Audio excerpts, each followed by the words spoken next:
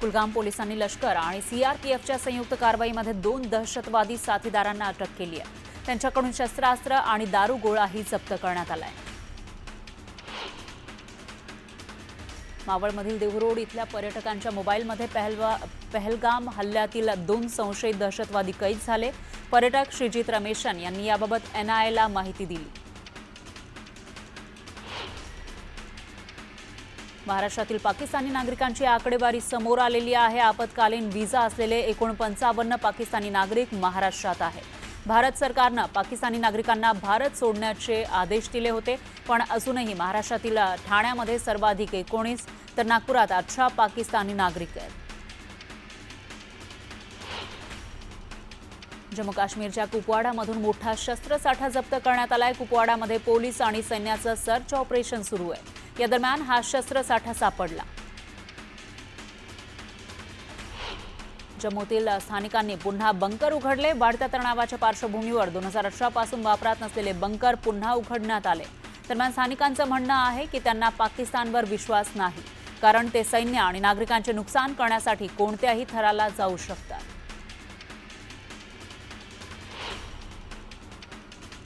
जम्मू काश्मीरमधील ट्रेकिंग बंद करण्यात आलं आहे. पुढील आदेश येईपर्यंत ट्रेकिंग बंद राहणार आहे. पहलगामच्या हल्ल्यानंतर लोकांच्या सुरक्षिततेसाठी प्रशासनानं हा निर्णय घेतलाय.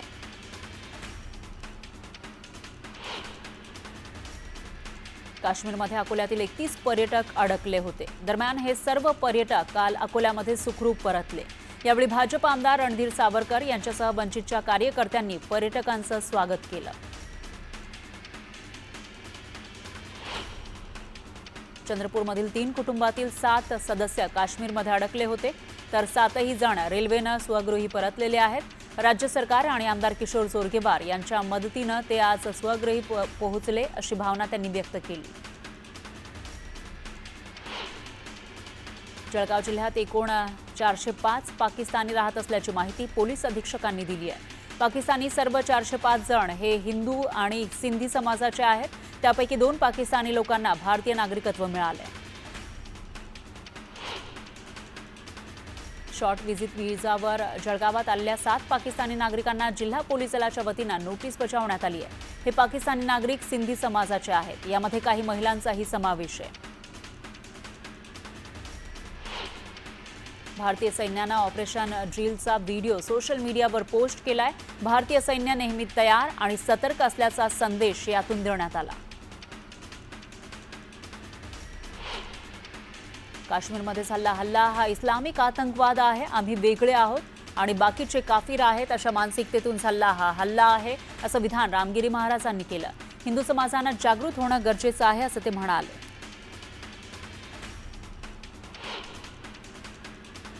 राहुल गांधींनी काश्मीरमध्ये जाऊन परिस्थितीची पाहणी केली, तर पंतप्रधान मोदी बिहारच्या निवडणुकीमध्ये व्यस्त आहेत, अशी टीका काँग्रेसचे नेते नाना पटोलेंनी केली आहे. भाजप 2 समाजामध्ये तेढ निर्माण करते, असंही पटोले म्हणाले.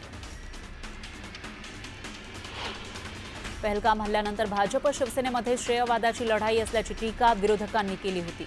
दरम्यान गिरीश महाजन हे अशा कामाच्या ठिकाणी अग्रेसर असतात, तर आपत्तीच्या वेळी मदतीला धावून जाण्याची एकनाथ शिंदेंची कार्यपद्धती राहिली आहे. त्यामुळे विरोधकांनी टीका टिप्पणी करण्याचं कारण नाही, असं स्पष्टीकरण तटकरेंनी दिलं.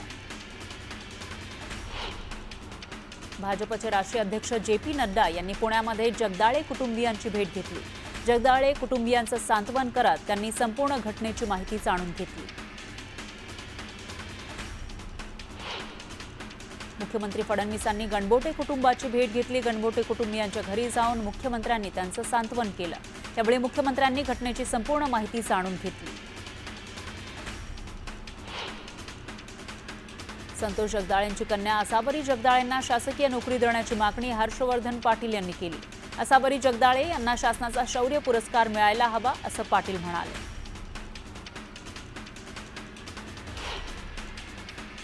पहलगामचा हल्ला हा शेवटचा हल्ला असेल. यानंतर देशामध्ये दहशतवादी हल्ला होणार नाही. केंद्र सरकारनं गंभीर दखल घेतली आहे. दहशतवाद नष्ट करण्यासाठी सर्वतोपरी प्रयत्न सुरू आहेत, असं वक्तव्य उपमुख्यमंत्री एकनाथ शिंदेंनी केलं. लंडनमध्ये हिंदू समुदायानं पाकिस्तानच्या उच्चायुक्तालयाबाहेर निदर्शनं केली. निदर्शनं करत पहलगाम हल्ल्याचा निषेध करण्यात आला. नेपाळमध्ये पहलगाम हल्ल्याच्या निषेधार्थ नागरिक आक्रमक झाले. काठमांडूमधील पाकिस्तान दूतावासाजवळ नागरिकांनी निदर्शनं करत पहलगाम हल्ल्याचा निषेध नोंदवला. ऑस्ट्रेलियाच्या मेलबर्नमध्ये भारतीय समुदायाच्या नागरिकांनी पहलगाम हल्ल्याचा निषेध नोंदवला. यावेळी हिंदू जीवन महत्त्वाचं आहे असे बॅनर घेऊन आंदोलन करण्यात आलं. पाटण शहरातील लायब्ररी चौकामध्ये पहलगाम हल्ल्याचा निषेध करण्यात आला. नागरिकांनी दंडाला काळ्या फिती लावून हल्ल्यात मृत्युमुखी पडलेल्या पर्यटकांना श्रद्धांजली अर्पण केली. गोंदियामध्ये सकल हिंदू संघटनेच्या वतीनं रॅली काढत पहलगाम हल्ल्याचा निषेध करण्यात आला. पाकिस्तानचा पुतळा जाळून आंदोलकांनी निषेध केला. या रॅलीमध्ये मुस्लिम बांधवांनीही सहभाग घेतला. रत्नागिरीमध्ये मुस्लिम समाज बांधवांनी पहलगाम हल्ल्याचा निषेध नोंदवला. यावेळी काळ्या फिती बांधून पाकिस्तान मुर्दाबादच्या घोषणा देण्यात आल्या. बीडमध्ये वारकरी संप्रदायानं पहलगाम हल्ल्याचा निषेध नोंदवला. दहशतवाद्यांना जशास तसं उत्तर द्या अशी मागणी वारकरी संप्रदायानं केली. पहलगाम हल्ल्याच्या निषेधार्थ पुण्यामध्ये हिंदुत्ववादी संघटनांनी आंदोलन केलं. पाकिस्तानचा झेंडा पायाखाली तुडवत पहलगाम हल्ल्याचा निषेध नोंदवण्यात आला. चंद्रपूरच्या बल्लारपूरमध्ये एका सराफा व्यापाऱ्यानं अनोख्या पद्धतीनं पाकिस्तानचा निषेध नोंदवला. या व्यापाऱ्यानं दुकानाच्या पायऱ्यांवर पाकिस्तानचे पंतप्रधान आणि लष्कर प्रमुखांचे फोटो चिकटवले. त्यामुळे ग्राहक हे फोटो पायाखाली तोडवत दुकानात प्रवेश करतायत. शिर्डीमध्ये नुरानी मस्जिदजवळ मुस्लिम बांधवांनी पहलगाम हल्ल्याचा निषेध केला. काळ्या फिती बांधून तसंच पाकिस्तानचा ध्वज जाळून निषेध नोंदवण्यात आला. मस्साजोगचे सरपंच संतोष देशमुख हत्या प्रकरणातील आरोपी वाल्मिक कराडची प्रकृती बिघडली. कराडची जिल्हा रुग्णालयातील वैद्यकीय पथकाकडून तपासणी करण्यात आली. अस्वस्थ वाटू लागल्यानं डॉक्टरांकडून रक्त चाचण्यांचा सल्ला देण्यात आला. रक्त चाचणीचा अहवाल आल्यानंतर कराडवर पुढील उपचार होणार आहेत. माजलगावातील ढाबा मालक महादेव गायकवाड हत्ये प्रकरणातील 6 आरोपींच्या पोलीस कोठडीत 2 दिवसांची वाढ करण्यात आली आहे. माजलगावमध्ये किरकोळ वादातून गायकवाड यांची हत्या करण्यात आली होती.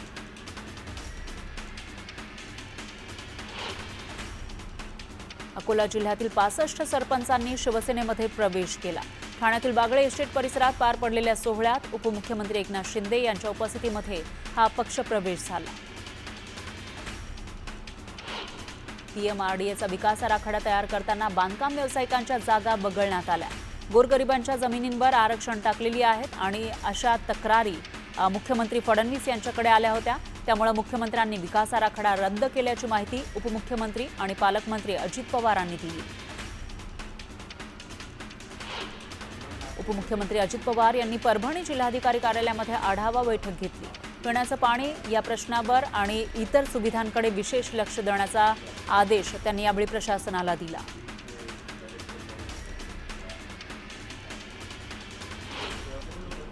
दोन 2034 पर्यंत देवेंद्र फडणवीस हेच मुख्यमंत्री राहतील असं विधान चंद्रशेखर बावनकुळेंनी केलं होतं. दरम्यान या 2034 पर्यंत देवेंद्र फडणवीस यांना जनता तर सोडाच भाजपच ठेवेल की नाही हा प्रश्न आहे असा टोला अंबादास दानवेंनी लगावला. महाराष्ट्रामध्ये कोणत्या पक्षानं कोणासोबत युती करायची हा त्यांचा अधिकार आहे. राज ठाकरे आणि उद्धव ठाकरेंच्या युतीच्या चर्चांवर चंद्रशेखर बावनकुळेंनी हे वक्तव्य केलं. शरद पवारांच्या वक्तव्यावर बावनकुळेंनी टीका केली. पवारांनी असं वक्तव्य करून मृतांच्या नातेवाईकांच्या जखमेवर मीठ चोळू नये. शरद पवारांनी मतांच्या राजकारणासाठी लांगुल चालन करू नये असा हल्लाबोल बावनकुळेंनी केला. हिंगणातील राष्ट्रवादी शरदचंद्र पवार पक्षाच्या नेत्या उज्ज्वला बोढारे यांनी भाजपमध्ये पक्षप्रवेश केला. हिंगणामध्ये भाजप मजबूत होणार असल्याची प्रतिक्रिया यावेळी बावनकुळेंनी दिली.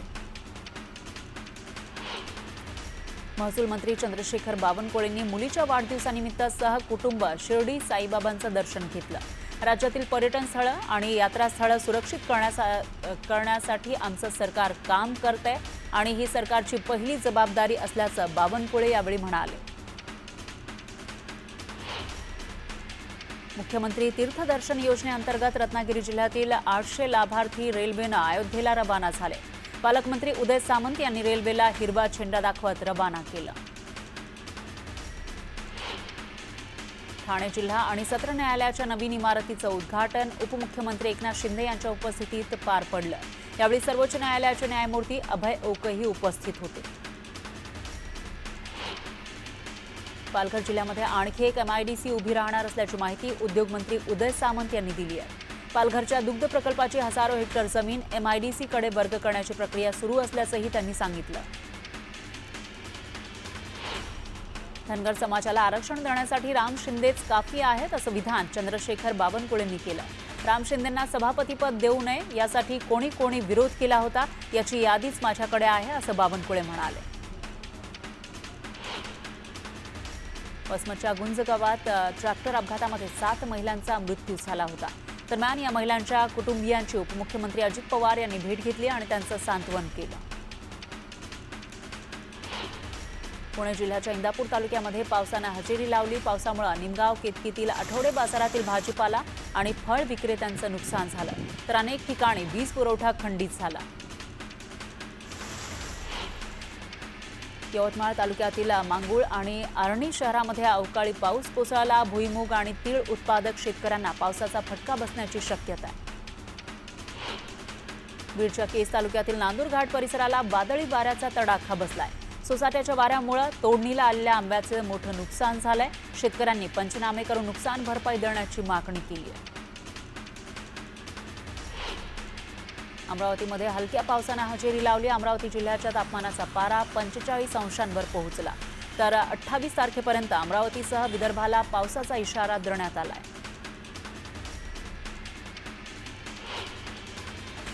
लातूरच्या चाकूर तालुक्यामध्ये वादळी वाऱ्यासह अवकाळी पाऊस कोसळला। वडवळ, नागनाथ, जानवळ, घरणी या गावांमध्ये मुसळधार पावसानं हजेरी लावली। या पावसामुळे उष्णतेपासून नागरिकांना दिलासा मिळाला, तर झाडांवर लागलेल्या आंब्याचं मात्र नुकसान झालं।